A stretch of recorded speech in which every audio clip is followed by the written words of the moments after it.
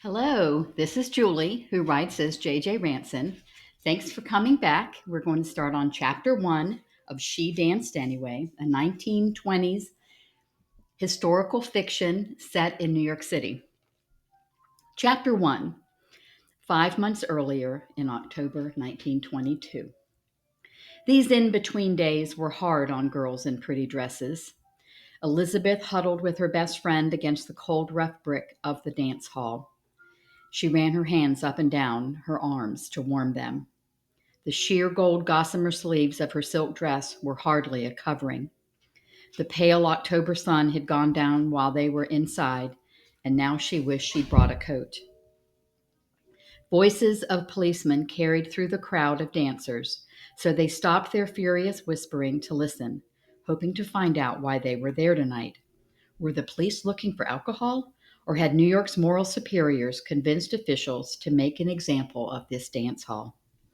They couldn't have been searching for alcohol, could they? I didn't see any, Elizabeth whispered into Jocelyn's ear. The white feather on Jocelyn's headpiece tickled Elizabeth's cheek.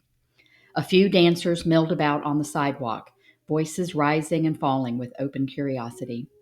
Many of the dancers had quickly left the block, refusing to linger. Elizabeth noticed several young men casting glances in Jocelyn's direction.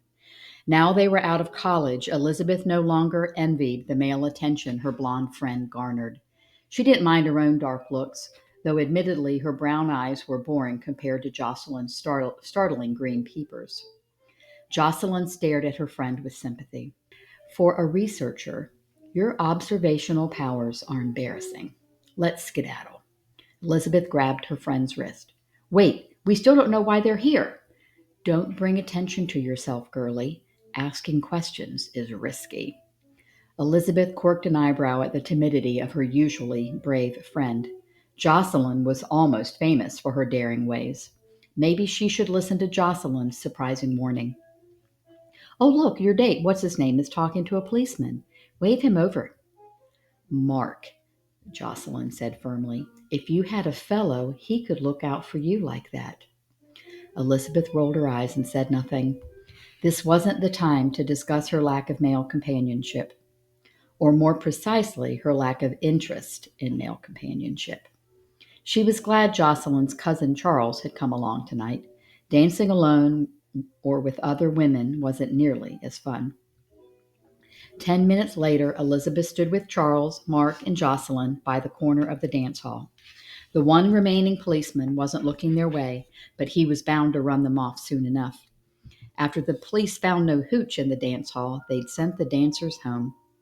There would be no punishments for dancing this night, other than being denied more time with the thrumming jazz she loved so much. Elizabeth wondered how much longer the city would hold out against the complaints emanating from churches. Evil dancing had become the targeted sin of the times. Elizabeth didn't care about alcohol bans. It's too late, and I'm cold. Time to go home. The tension of the police raid had taken something out of Elizabeth, and we're all agreed no word about this raid. Everyone nodded in agreement. She pecked Jocelyn on the cheek and waved at Mark. Thanks for giving me a whirl, Charles. Charles to the rescue as always, he sighed and gave her a silly salute. She would have no trouble getting embers of a cigarette danced in Mark above his head. Continued to flicker, and the occasional car rumbling by would light her way. Elizabeth thought about Jocelyn's date for the night. He'd been friendly enough to their little group. Jocelyn didn't seem to mind that he touched her a lot and held her tightly when they danced. Elizabeth wouldn't have tolerated that behavior. It was a new decade, and women were feeling their oats. Everyone wanted to have their cake and eat it too, but she was far more practical. Elizabeth would keep her heart and body under lock and key until the right person came along, certain she'd recognize when that time came. She didn't want it to happen too soon, though. There were things to do, experiences to enjoy before she settled down. Honestly, settling down sounded terribly dull. Arriving home, she leaned against the front door in the front hall and breathed in the clean scent of polish and the lingering notes of her mother's floral soap. She made her way quietly up the dark staircase. Her room was to the left. Her younger sister Anna's room was down the hall to the right. The third floor housed their parents' rooms, and the stairs on that floor stood opposite Elizabeth's bedroom door. Those stairs had often felt like an invasion of her younger self's privacy, though she'd had nothing to hide. The dark wood banister curved to the right and created a railing where she could spy on the front hall.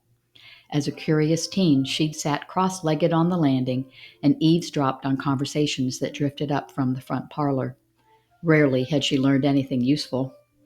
Now she'd put away such childish things and sought the information she wanted more directly. Her college studies had helped her develop those skills. Elizabeth pushed her door closed and removed her shoes. They thudded one by one onto the smooth sky blue carpet that covered most of her floor. She pulled the brass chain on her vanity lamp. A soft glow spread like gold vapor on the dark wood. She moved across the room to close the white lace curtains, then the heavier blue ones, shutting out the starry night. Her dress came off next, then a silky cream slip. She laid them neatly on the back of a chair. Tomorrow she would inspect everything for stains and loose threads. She caught sight of herself in the vanity mirror. Her stomach would be completely flat, if not for protruding hip bones. She stared at her back where her ribs showed faintly under pale, unfreckled skin. Her dancing kept her slim. She wasn't concerned about the tree-like silhouette her height and weight offered. Willowy was nice, wasn't it?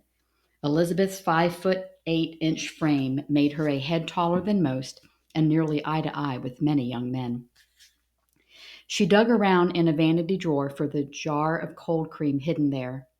Elizabeth rubbed impatiently at the soft pink rouge she'd applied before entering the dance hall. She wished she didn't have to hide something nearly all her peers were trying out these days. Her mother needed to get with the times. But she wasn't ready to say that out loud. Not just yet. She put on a nightdress and slid under the heavy blue coverlet. Cool sheets settled around her legs. She was asleep in minutes, the rhythm of the evening's jazz left behind on the streets, patrolled by the police.